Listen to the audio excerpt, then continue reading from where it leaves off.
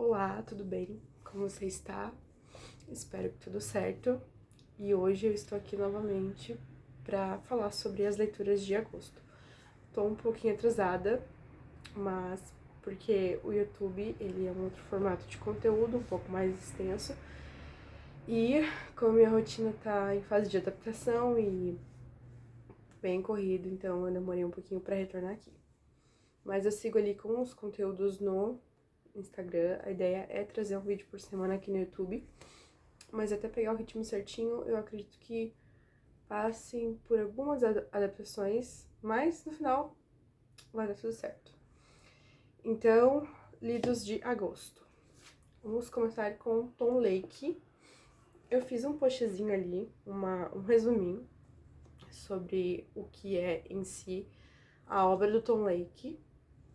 E então, basicamente, Tom Lake vai falar sobre um romance de amadurecimento, de escolhas, onde a personagem principal, que é a mãe, tem a mãe e as filhas ali no caso, tem vários outros personagens, mas no caso estou falando do começo, estão conversando ali num campo de cerejas da família, e elas pedem que a mãe contem a elas a história de como ela conheceu Peter Duck, que era um autor famoso ali na história, e como a mãe delas, que era uma pessoa tão comum na visão delas, se relacionou com alguém tão famoso, né? Então, imagina só se o pai, a mãe de vocês tivessem se envolvido com alguém que hoje é realmente muito famoso. É uma coisa surreal.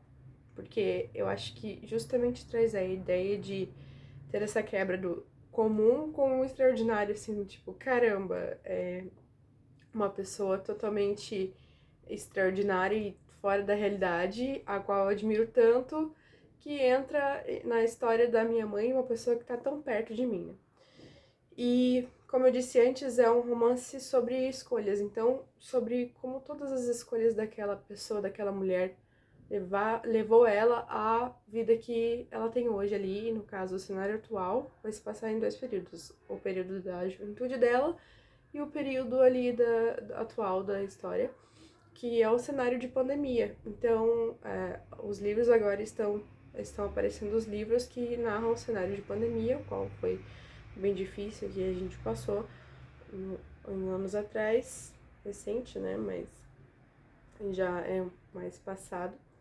Enfim, eu gostei muito da leitura, pra mim foi, assim, 5 de 5, porque eu acho que justamente isso também, no sentido de a gente ter um olhar mais humano sobre os nossos pais, do tipo, eles já foram jovens e por mais que tenha essa renúncia da paternidade, da maternidade, onde a abdicação de muitos sonhos traz essa ideia de pais são humanos, têm desejos, sonhos e vontades. O próximo, que foi A Redoma de Vidro, da Sylvia Plath. Foi meu primeiro contato com a escrita dela, mas e me tocou de uma forma muito profunda essa edição. Eu já cheguei a mostrar aqui, mas caso você não tenha visto ou não conheça essa edição, ela está belíssima, da Biblioteca Azul, editora Globo. Isso é um relato sobre depressão. A Sylvia Plath, ela acabou se suicidando um pouco depois da publicação desse livro. E recomendo, se você tem interesse sobre a história, ou se você já leu, mas ainda não conhece entre linhas da história da Sylvia Plath, é que assista um pouco mais sobre a vida dela, porque é muito marcante, assim.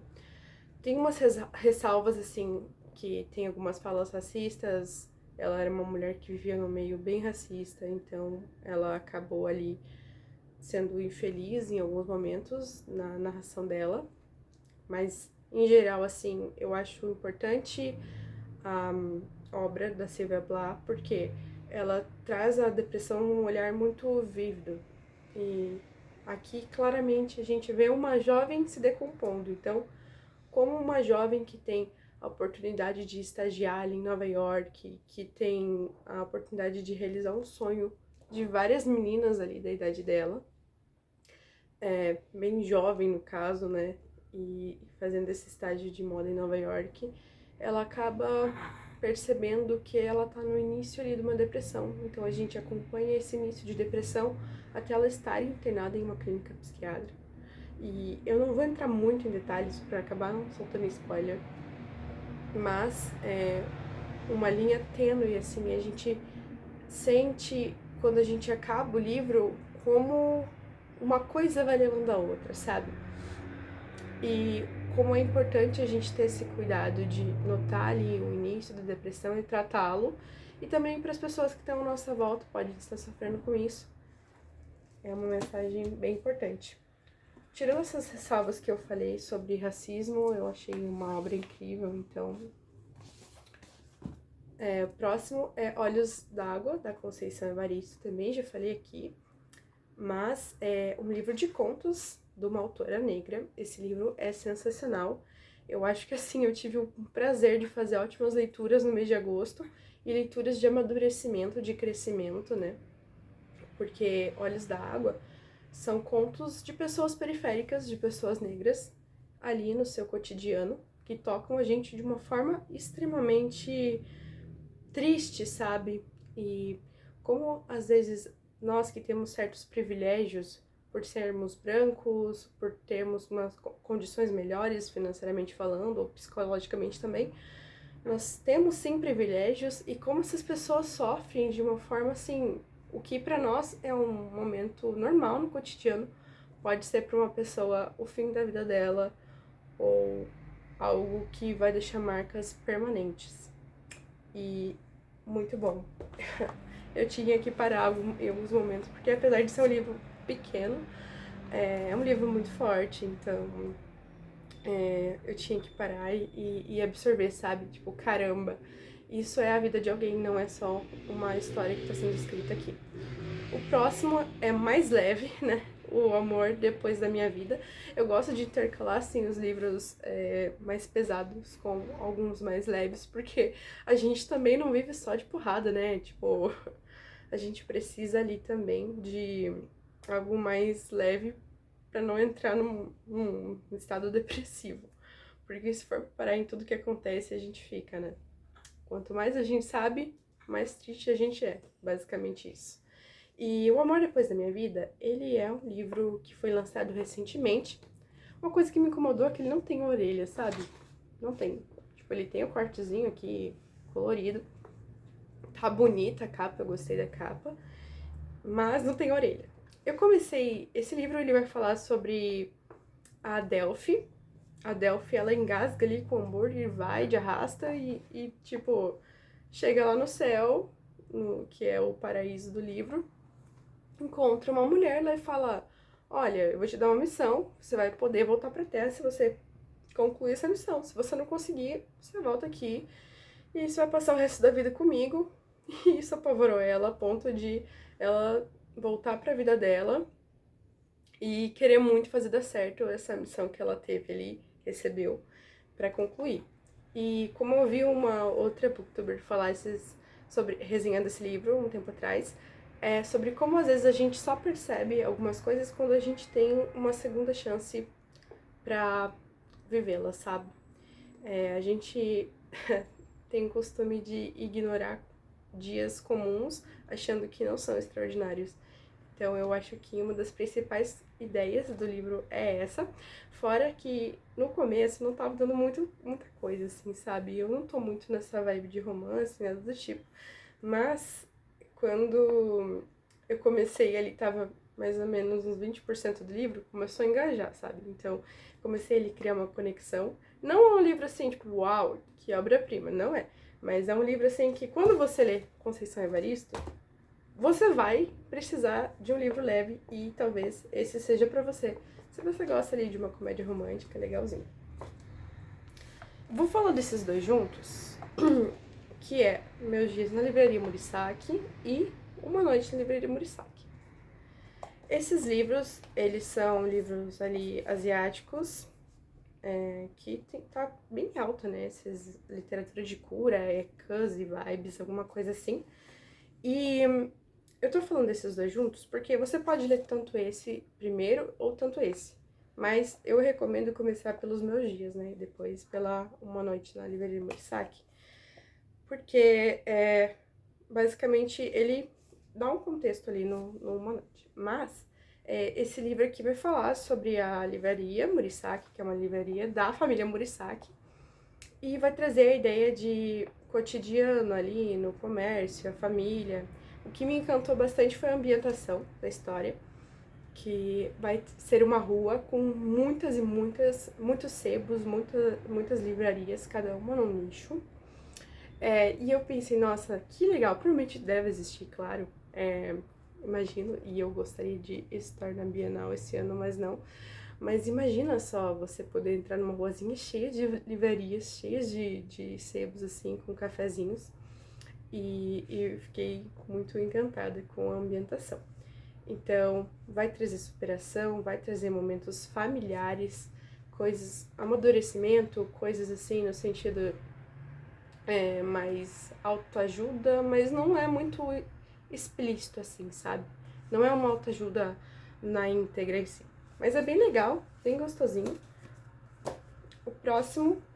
Vou deixar esses por último. O próximo é Vidas Secas, do Graciliano Ramos. Traz o cenário do Nordeste. Famílias extremamente pobres que sobrevivem ali. E quando eu digo sobrevivem, é no sentido de ir de um lugar ao outro, tentando ter uma expectativa de vida um pouco melhor. Traz a ideia e a representatividade de tantas famílias que sofreram e ainda sofrem com a extrema pobreza, como isso é emocionalmente falando, como essa estruturação em relação às famílias. É uma obra muito importante. Eu, particularmente, não me senti tão conectada quanto em relação a outros autores nacionais, mas não deixa de ser uma obra extremamente importante, que traz um assunto muito, muito importante. E essa edição eu achei muito lindinha, olha só. Ela é em capa dura, tem um fitilho, tem ilustrações.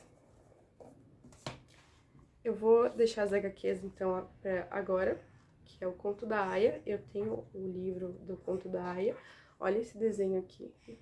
Não sei se vai ficar muito bem. Mas as ilustrações também. O Conto da Aia é uma distopia bem famosa. Provavelmente você já tenha ouvido falar ou em algum lugar. Mas, basicamente, vai falar ali sobre uma sociedade governada por mulheres, mas que cada uma vai ter, então, uma função. E são extremamente objetificadas. E como isso acaba se tornando pessoas em objetos, em funções. E também fala muito sobre ditadura, sobre falta da liberdade de expressão. É uma coisa que a gente está vivendo muito no cenário atual. Então, eu acho que para esse momento talvez seja importante você ler essa distopia, O Conto da Aia. E por último, um mais farofento, que é o HQ da Persephone do Hades, que é o Lore Olympus, volume 3. Eu quero muito comprar o volume 4, mas tá tipo 90 e poucos reais na Livraria de Curitiba e 74 reais na Amazon. Então vamos esperar um pouquinho. As ilustrações são bem legais. Esse é um livro um pouco mais contraído também, para quando você ler alguma coisa pesada, cabe. E vai falar então ali sobre a jornada de quando o Hades conhece a Perséfone. Eu acho legal que traz essas ilustrações, assim, sobre a mitologia grega. Então, se você gosta de mitologia grega, recomendo pra você. Enfim, esse foi o vídeo de hoje. Espero que você tenha gostado. Se você puder compartilhar, curtir o vídeo, me ajuda bastante a continuar com o conteúdo aqui do canal. É isso e até a próxima.